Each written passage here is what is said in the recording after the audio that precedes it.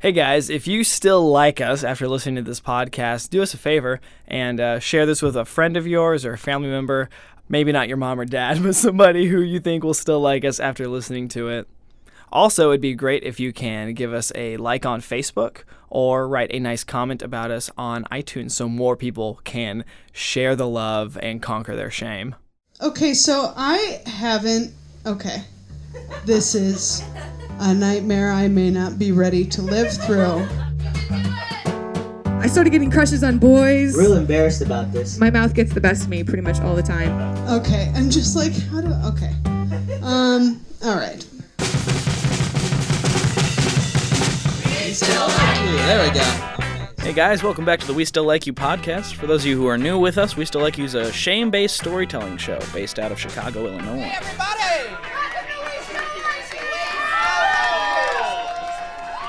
So on every episode, people tell stories about something shameful that they did, and then the audience says, "We still like you." Even if they're a big, sweaty, pubescent nerd, which you're going to see a lot of on this episode. A bunch of sweaty teens come... Nope. Cutting that off. This episode, as with most of our episodes, is filled with all sorts of shame, but this is like a real special kind of shame, because this is our puberty episode. You only go through puberty once in life, and thank God, because it's the most awkward time for probably everyone. Your body's changing.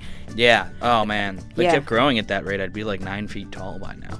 Oh, man, that would be super weird if people kept growing. So, like, the older you are, the taller you are. Just imagine all these tall, freaky-looking old people. That would be super spooky. But you also get more frail, so they're always, like... Just these tall, little wispy bone people. They have to be on, like, lay-down skateboards to get around. Oh, no. I'm glad the world doesn't work that way.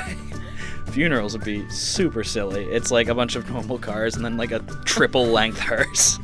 Yeah, everyone would have to go in a stretch limo. The oldest man in the world died today. It took 3 helicopters to get him out of there. Standing up, he could measure the depth of Lake Michigan. That's how he died, too. You don't just walk into a lake like that. There's nothing weirder than growing up. It's the weirdest time in your life. Your body's changing, you're feeling a lot of feelings. And that's what these stories are about, especially this first one about our dirtbag of a friend, Tim McLaughlin. Also a very nice person. Yeah. He's all right.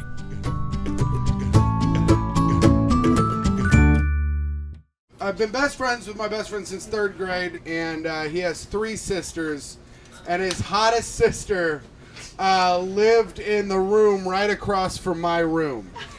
So one night I'm walking in my room, her blinds are up, her lights are on, and she's taking her clothes off.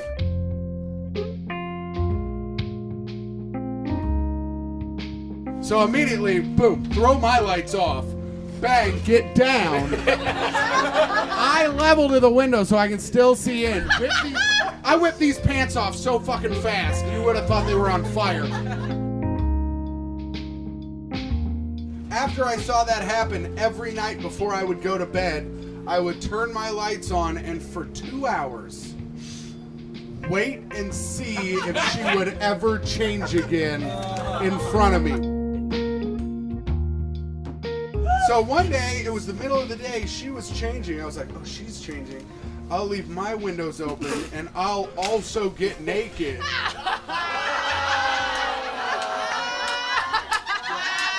With just a massive boner, right?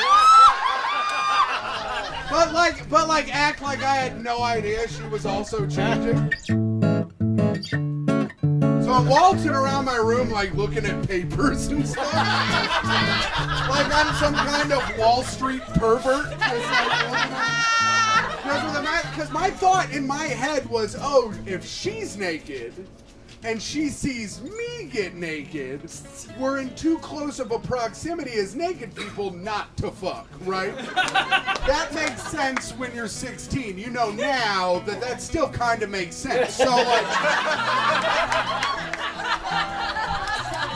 So I'm just waltzing around my room, and she never noticed.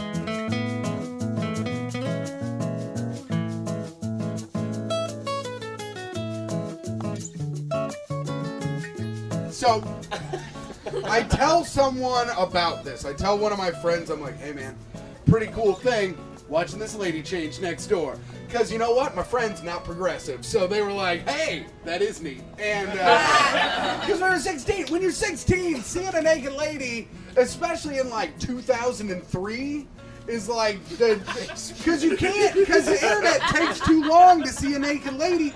So I tell my buddy, and then he tells my friend. And then we're sitting on the porch one night. We would always get porch drunk. That was our thing. Like when from 16 to 19, we would sit on his front porch and just get obliterated, right? And one night it was myself and his sister. And yeah, it's not good. And he looks at his sister and he goes, hey, Tim watches you change sometimes. How do you feel about that? And she goes, so, well, what do you think? I go, 2 thumbs up. She did say this. She's like, well, what am I going to do? I know I've got a fucking dumb pervert living across from me. I should put my blinds down. And I'm like, you're right. Victim blaming is the way to go.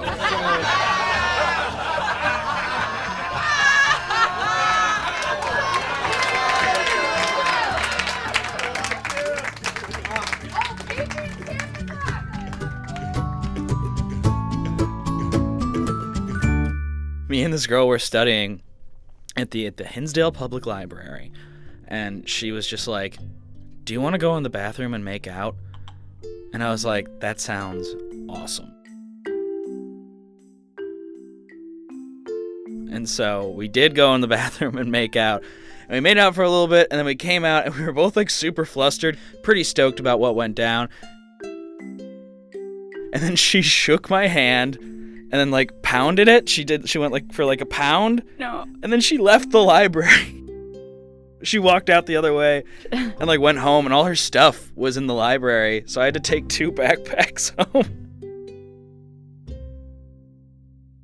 Dan, how old are you? Is your because they say that men's brains don't fully develop till they're 25. I'm 24, so. Okay, you got another year. I got another like 3 months. 3 months, So okay. I'm 25. I'm going to be a fully grown boy soon.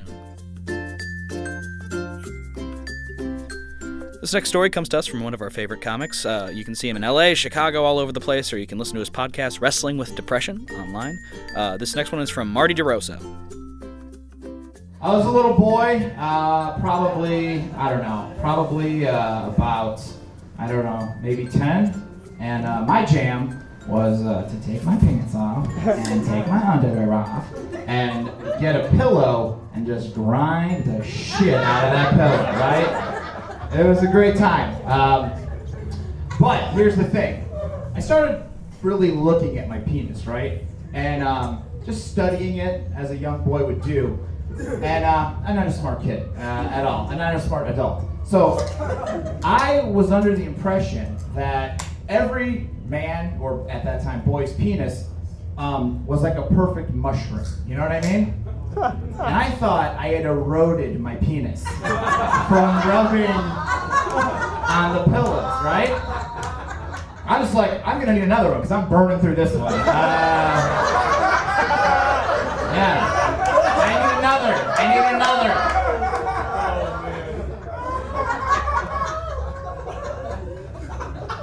And I've had depression my whole life, even when I was a little kid. And I thought to my head, well, freshman year of high school, you had to take showers with the other dudes in swimming class. And I didn't want to be made fun of my eroded penis, so I was like, I'll have to kill myself before high school. So I was really like, let's have fun before high school. Let's really make it a life, you know what I mean? And I wasn't gonna stop fucking up my penis. So I was like, I'm never gonna get laid, right? I'm fucking 10.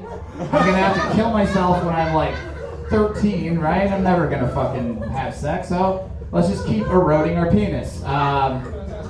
And then one year, my family and I were gonna go to Florida. The night before we went, I went to Dairy Queen, and I had a marshmallow milkshake, and it was delicious. The only problem was they gave me food poisoning. I didn't know that it was food poisoning, right? So we're driving to Florida. I'm throwing up out the car window the whole time. We're pulling over every like hour for me to throw up. Just terrible, right? And then finally we get to Florida, and they're just like, this kid's like, what the fuck is happening with this kid? Like, we gotta, that was my dad's way of handling, what the fuck is wrong with this kid? And the way he said it, it made me feel like I must have done something wrong. And then I was like, I bet I know what's happening right now. And my mom took me to like a urgency clinic type of place. And I'm sitting in there with my mom, and the doctor's asking me some questions and stuff. And he's like, okay. He's like, I'll be right back. And he leaves the room. And at that moment, I thought it was time to tell my mom, I know why I'm throwing up.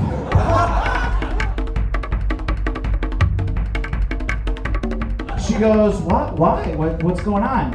And I'm like, I have to tell you something. And my mom was like, okay. And I'm like, sometimes when you're not home, I take my pants off, and she's like, you don't have to tell me anything, right? And I was like, no, you need to hear this. You need to hear this. And she's like, what? And I told her, I think I really messed up my penis. And then the doctor walked in and he goes, he has food poisoning.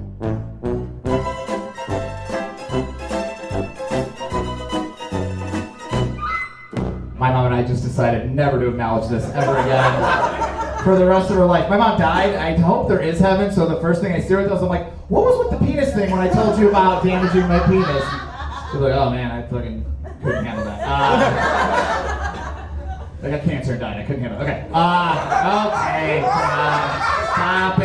Stop it! She's my mommy. I can make jokes. Anyway, I was still in the back of my head thinking, I gotta fucking kill myself before we get to high school. And I would think about different ways to do it. Like we would be at like amusement parks, and I'd be like, I might just jump out of a roller coaster. That was one of my favorites. I would have all sorts. I was in the second floor of our house, and I thought if I dove out of the window, I would kill myself that way. But guys, don't worry about it, because Christian Slater saved my life. Yeah, meet Christian Slater. I'll tell you how.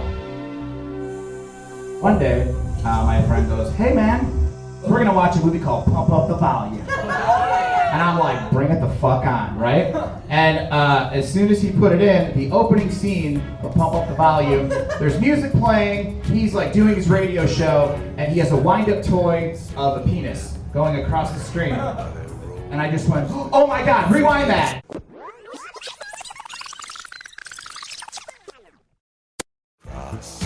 Everybody knows. Hey Matt, does your penis look like that? And he goes, what the fuck are you talking about? I'm like, like it doesn't look like Darth Vader's helmet. It looks like a... And he's like, yeah, no, that's what my dick looks like. And I'm like, cool, I'll be right back. And I went to the bathroom, and the whole way up I went, I don't have to kill myself.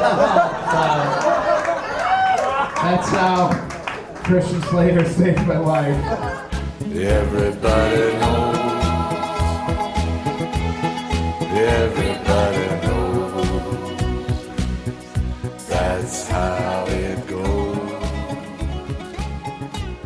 Everybody knows. That was Marty DeRosa, and we're fucking done. Thank you guys so much for listening to We Still Like You. Check back next week for an entirely new episode. And if you like the show, tell your friends about it. Yeah, leave us a review. Be fun, be flirty. Oh man, it would suck to be one of the people who just like doesn't grow super tall. Or maybe it would rule. You'd be normally proportioned and you could like sit in chairs and stuff. Do you think that they would make old people chairs? Yeah, probably. It would take a lot of work though. We'd be or maybe, oh man, what if chairs, like with every birthday they gave you an extender for your chairs? Oh, that would be nice of them.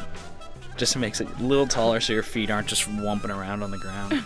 We Still Like You is produced by Danny Gallegos, Dan Sheehan, Tyler Snodgrass, and J. Michael Osborne, who is also our resident live artist. The podcast is produced by Jesse Patend, engineered by Jesse Patend and Sam Haas. Our theme song is Specific People by Jake Tobin. Big thanks to all the people who've housed our live shows at various undisclosed locations around Chicago, and to you, the listener, for being there. If you'd like to know more about where you can watch We Still Like You or submit to be on We Still Like You, please check out our website, which is westilllikeyou.com, and also you can find us on Facebook. We'll see you next month.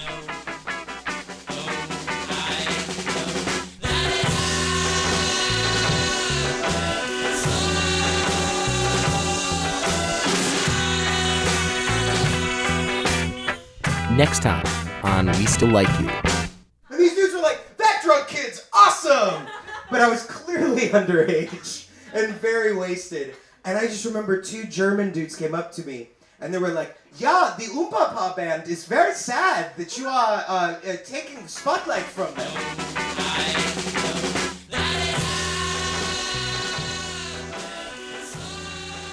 We would need all the tiny people, though, for labor, because little articulate parts probably would need someone who's more compact instead of, like, a really long, spooky person. I thought Jesse just gave up on us. Me Shut too. the line. This world building has gone too far. It's too much. Oh, man. Did we do an intro for this? I don't think we did an intro. Jesse, do we need an intro? Yeah, I'm pretty sure that, that would be great. All right, fair.